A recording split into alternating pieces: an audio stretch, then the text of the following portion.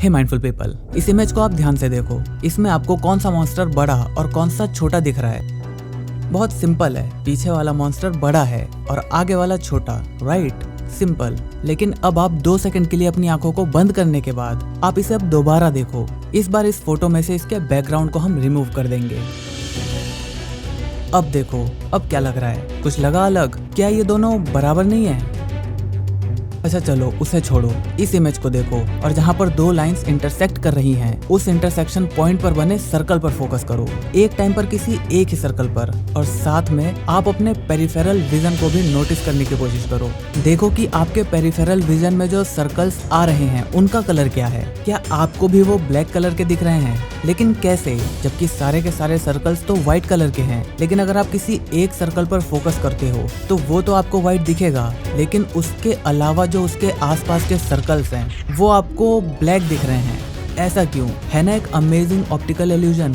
चलो इसे भी छोड़ो, अब इसे देखो। आपको व्हाइट लाइंस पर कुछ धुंधले धुंधले से ब्लैक स्पॉट दिख रहे होंगे। देखो देखो, ध्यान से देखो, आपको जरूर दिखेंगे।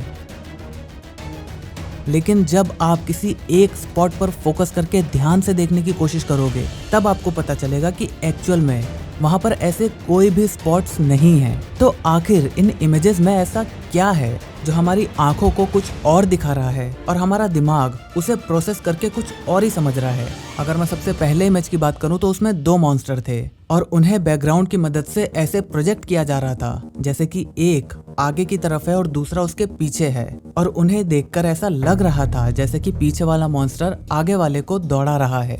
लेकिन एक्चुअल में उन दोनों ही मॉन्स्टर का साइज बिल्कुल सेम था। चलो इस इल्यूजन को समझने के लिए हम अपने ब्रेन आई सिस्टम को आसानी से एक बार समझ लेते हैं। इंसानी दिमाग कंप्यूटर या मोबाइल में लगे प्रोसेसर की तरह होता है, जो कीबोर्ड या माउस जैसे डिवाइसेस का इस्तेमाल करके उनसे इनपुट लेकर उस ऑपरेशन को, किसी भी पर्टिकुलर ऑपरेशन को परफॉर्म करता है। सेम इसी तरह इंसानों का दिमाग भी काम करता है और वहां तक इंफॉर्मेशन पहुंचाई जाती है हमारी मेजर 5 इंद्रियों के थ्रू: आईज, नोज, ईयर्स, टंग और स्किन।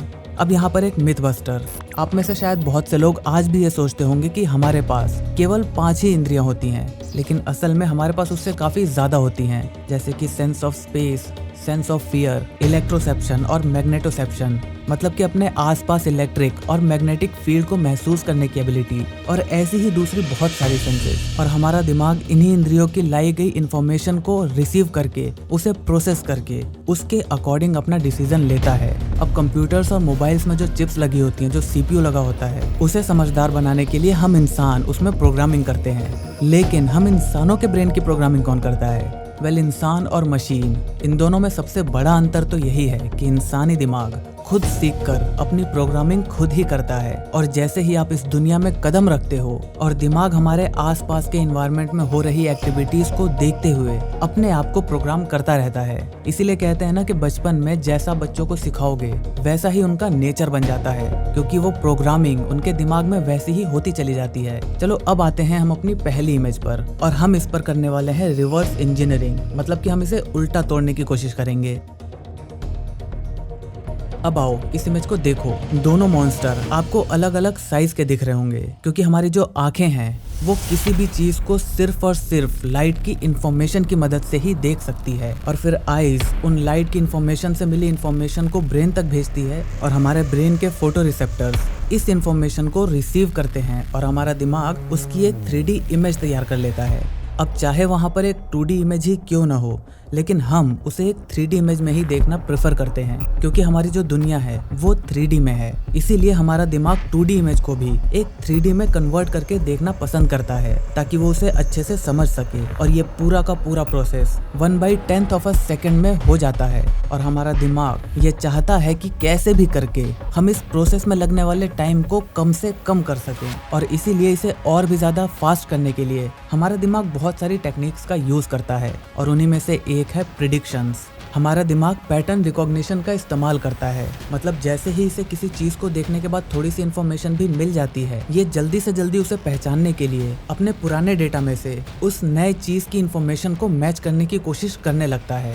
और कभी कभी जो आप इमेज देख रहे हो, मतलब जो फोटो देख रहे हो, उसको पूरा प्रोसेस करने से पहले ही अगर वो इमेज हमारे दिमाग में मौजूद किसी पुराने डेटा से मैच हो जाती है तो ये इस इमेज को बिना पूरी तरह से प्रोसेस किए ही अपना फाइनल डिसीजन दे देता है। जैसे आप एक बार इस वाली इमेज को देखो, आप जैसे ही इसे देखते हो आपको फर्स्ट ग्लैंस में ऐसा लगता है कि ये कोई स्कल है, लेकिन 2 या 3 सेकंड बाद जब आप इसकी इन्फॉर्मेशन को और ज्यादा अच्छे से प्रोसेस कर लेते हो तो आपको पता चलता है कि ये कोई स्कल नहीं बल्कि एक औरत है जो कि अपने वैनिटी मिरर के सामने बैठी हुई है। अब यहाँ पर जैसे ही मैंने आपको ये फुटेज दिखाई, तुरंत आपके दिमाग ने पुराने डेटा को खोला और उसने आज से पहले स्कल को कई बार देखा होगा, इसीलिए उसने बिना ज्यादा मेहनत किए, बिना इस इन्फॉर्मेशन की सारी इन्फॉर्मेशन को लिए आपको बता दिया कि वो एक स्कल है। लेकिन जैसे ही उस फोटो को देखते हुए आपके दिमाग में और ज्यादा इन्फॉर्मेशन जाती गई, आपको पता चला कि नहीं, ये कोई स्कल नहीं है बल्कि एक लेडी है। अगर आप इस फोटो को किसी ऐसे इंसान को दिखाओगे ना जिसने आज से पहले कभी भी स्कल को नहीं देखा, तो वो आपकी तरह पहली बार में कंफ्यूज नहीं होगा। बिल्कुल यही चीज होती है जब आप क्रिकेट खेलते हो। तो आप इमेजिन करो कि आपकी तरफ एक बॉल 100 किलोमीटर पर आवर की स्पीड से आ रही है, मतलब वो बॉल 1/10 सेकंड में लगभग 5 मीटर का डिस्टेंस ट्रेवल कर लेगी। और नॉर्मली हमारा जो दिमाग है उसे किसी चीज की इन्फॉर्मेशन को प्रोसेस करने में ही 1/10 सेकंड लग जाते हैं। तो इतनी देर में वो बॉल 5 मीटर और आगे आ चुकी होगी। आप समझ रहे हो? मतलब जैसे अभी बॉल एक्चुअली में यहाँ पर है, लेकिन अभी आपका दिमाग इस इन्फॉर्मेशन को प्रोसेस ही नहीं कर पाया कि वो यहाँ पर है, इस पोजीशन पर है। इसीलिए वो बॉल आपको उस बॉल के एक्चुअल पोजीशन से 5 मीटर पीछे की तरफ दिखेगी। इसीलिए ऐसी चीजों को प्रिवेंट करने के लिए हमारा दिमाग प्रिडिक्शन जैसी तिकड़मबाजी का इस्तेमाल करने की कोशिश करता है, जिससे वो पैटर्न को रिकॉग्नाइज करके आपको रियल टाइम इन्फॉर्मेशन प्रोवाइड कर सके। और इसी वजह से आपको कोई भी नया स्पोर्ट सीखने में इतना ज्यादा टाइम लग जाता है, क्योंकि आपके दिमाग को बार बार उस चीज को होते हुए देखना पड़ता है ताकि वो उसकी प्रिडिक्शन लगा सके। यही प्रिडिक्शन सिस्टम हमारा पहली इमेज पर भी काम करता है। हमने बचपन से ही देखा है कि कोई भी चीज अगर हमसे दूर होती है तो वो हमें छोटी दिखाई देती है, और इसी चीज के लिए हमारा दिमाग भी ट्रेन हो चुका है। और भले ही वो दोनों मॉन्स्टर बिल्कुल बराबर हों, लेकिन यहाँ पर जो बैकग्राउंड है, ये बैकग्राउंड देखने वाले को सीधा सीधा एक 3 डायमेंशनल पर्सपेक्टिव दे रहा है। मतलब इसे देखने के बाद हमें लग रहा है कि ये वाला हिस्सा हमारे पास की तरफ है और ये वाला हिस्सा हमसे दूर है। और जनरली अगर हम देखें तो कोई भी चीज अगर हमारे ज्यादा पास होती है तो वो हमें बड़ी दिखती है, और जो दूर वाली चीज होती है वो छोटी दिखती है। लेकिन यहाँ पर ये दोनों मॉन्स्टर बिल्कुल सेम साइज के हैं, लेकिन जब बैकग्राउंड के साथ हम इन्हें देखते हैं तो हमारी आंखें तो ये दिखाती हैं कि ये एक 2D फोटो है, लेकिन हमारा दिमाग उसे 3D में कन्वर्ट करने की कोशिश करता है और अपना ही कैलकुलेशन करता रहता है। और उसे पता है कि अगर ये दोनों सेम साइज के हैं तो दूर वाली चीज छोटी होनी चाहिए थी, लेकिन एक्चुअली में तो वो छोटी दिख नहीं रही। तो इस वजह से वो ये अज्यूम कर लेता है कि पीछे वाले मॉन्स्टर का साइज बड़ा होगा, इसीलिए वो दूर होने के बावजूद हमें बड़ा दिखाई दे रहा है। और बाकी जो दोनों इल्यूजन्स थे वो सिंपली इस वजह से हो रहे हैं क्योंकि उस फोटो में उतनी इन्फॉर्मेशन नहीं है कि हम उसे आसानी से समझ पाएं। और ये इल्यूजन्स भी आपके प्रेडिक्शंस और पास्ट एक्सपीरियंस पर डिपेंड करते हैं। हो सकता है कि आप में से बहुत से लोगों को ये इल्यूजन्स ऐसे ना लग रहे हो जैसे कि हमने इसमें समझाने की कोशिश करी है, क्योंकि आपके साथ पास्ट में ऐसा कुछ नहीं हुआ। लेकिन टेंशन मत लो, ऐसे बहुत ही कम लोग होंगे, क्योंकि इन्हें इस तरह से ही डिजाइन किया गया है ताकि इसे ज्यादा से ज्यादा लोग समझ सकें जिन्होंने बचपन में रोजमर्रा के काम किए हों। ऑप्टिकल इल्यूजन्स का यूज आप सुपरमार्केट्स में देख सकते हो। जनरली आपने देखा होगा कि सुपरमार्केट्स में ज्यादातर बड़ी ट्रॉलीज ही रखी जाती हैं।